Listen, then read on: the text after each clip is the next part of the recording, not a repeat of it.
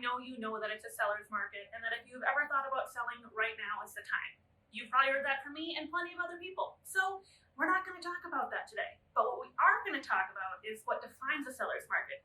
What makes up a seller's market? Why is it a seller's market? So let's get at it.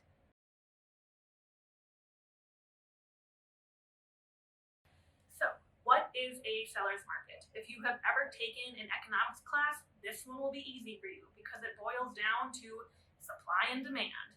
In the current market right now, there is not enough supply of homes for the demand of all the buyers that we have. In real estate, supply and demand is measured by months supply of inventory, which is the current number of homes on the market compared to the current number of buyers in the market.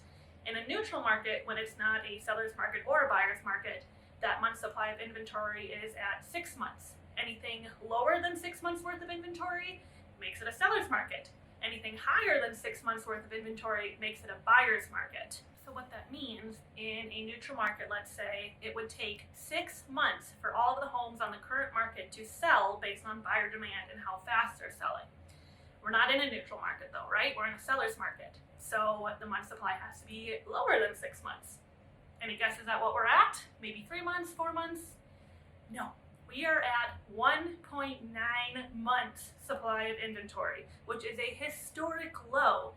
So what was it that I said earlier about it being a seller's market and you should sell right now? That's it. That's all I'm going to say on that. Take a look at this graph with me, which illustrates the month supply of inventory.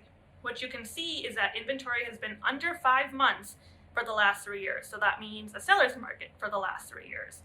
It's been under 4 months worth of inventory for about the last year.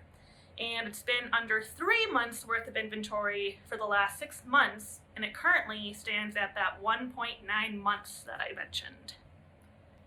To reiterate, if new homes stopped coming on the market right now, it would take less than 2 months for all of those homes to sell.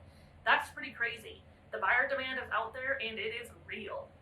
Whether you are a buyer or a seller, it's going to be important to know what kind of market you're in because it will change your approach to buying and selling.